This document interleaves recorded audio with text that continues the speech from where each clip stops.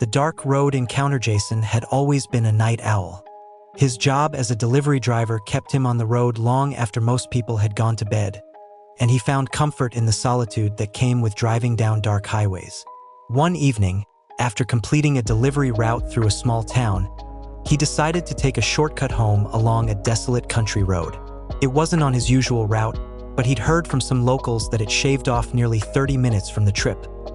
The road, known as Old Mill Lane, was infamous for its isolation. It cut through miles of dense forest, with no streetlights or signs of civilization for miles.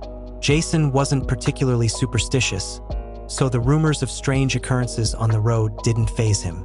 But as he drove deeper into the dark, winding path, he couldn't help but feel the weight of the darkness around him that it started innocuously enough. Jason noticed that the trees seemed closer to the road than usual.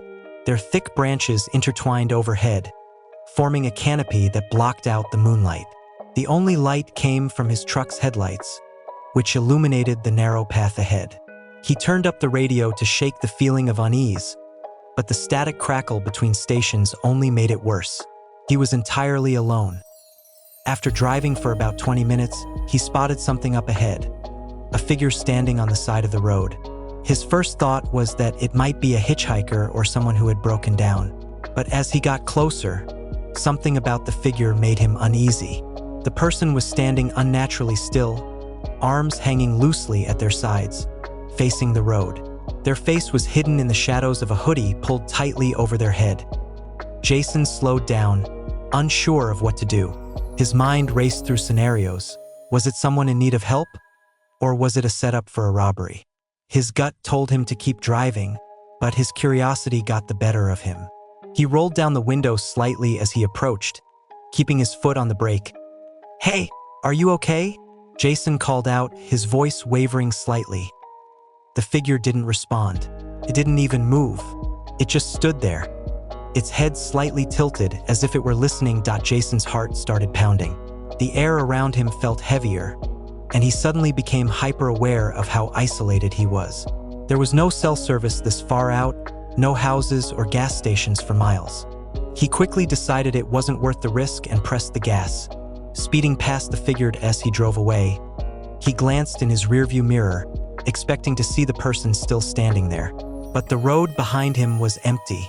The figure had disappeared. A chill ran down Jason's spine. He was sure of what he had seen. He hadn't imagined it. He pressed down harder on the gas, eager to put distance between himself and whatever or whoever that had been.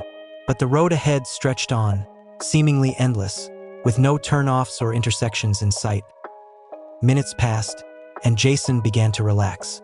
He told himself it had just been some weirdo playing a prank.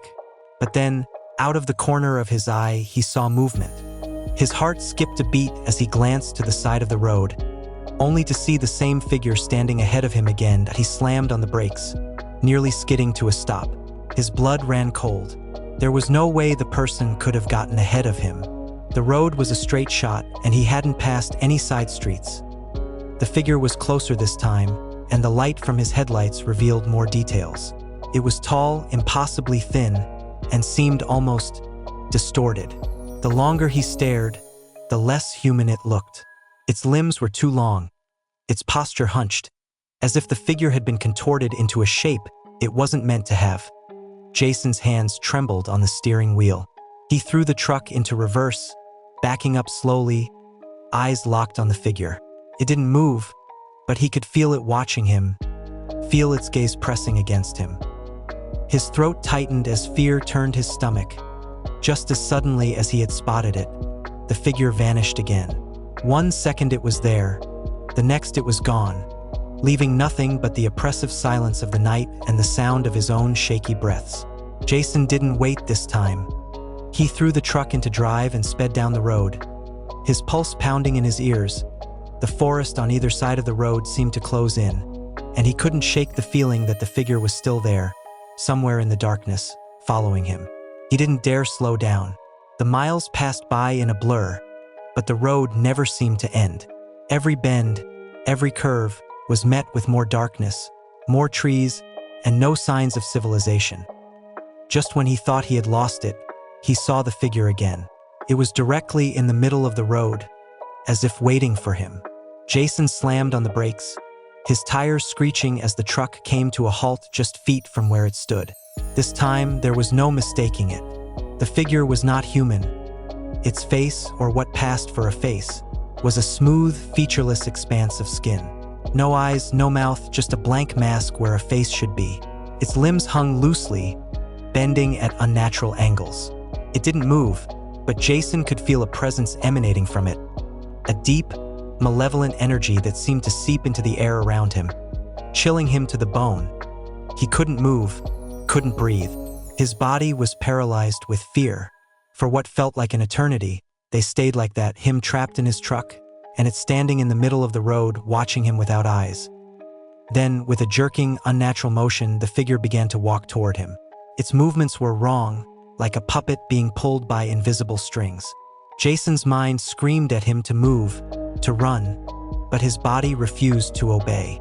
The figure got closer, step by unnatural step, until it was mere inches from the front of the truck. The headlights flickered, and Jason's breath caught in his throat. As the lights dimmed, the figure vanished again, but this time, he felt its presence inside the truck. The air turned frigid, and he could sense it behind him, hovering just out of sight. He didn't dare turn around. His skin prickled with the overwhelming sensation of being watched, but not by human eyes, by something older, darker, that in a desperate act of self-preservation. Jason floored the gas pedal. The truck roared to life, tires screeching as he shot forward. The sensation of being watched grew stronger, and he could feel the figure, whatever it was, pursuing him. But no matter how fast he drove, he couldn't shake the feeling that it was right behind him. After what felt like hours, the trees began to thin, and lights from a distant town appeared on the horizon. The road opened up, and Jason, drenched in cold sweat, sped toward the safety of the town. He didn't look back. He didn't need to. He knew that whatever had been on that road wasn't something that could be left behind so easily. When he finally reached the town, Jason pulled over at a gas station, his body shaking uncontrollably. He sat in the truck, trying to calm his ragged breaths, but his mind kept replaying the same image. The featureless face, the unnatural movements, and the oppressive presence that seemed to follow him. He never took that road again. And even though he tried to forget that night, the feeling never truly left him. The feeling that something had seen him, something had marked him, and that one day, when he least expected it, it would find him again.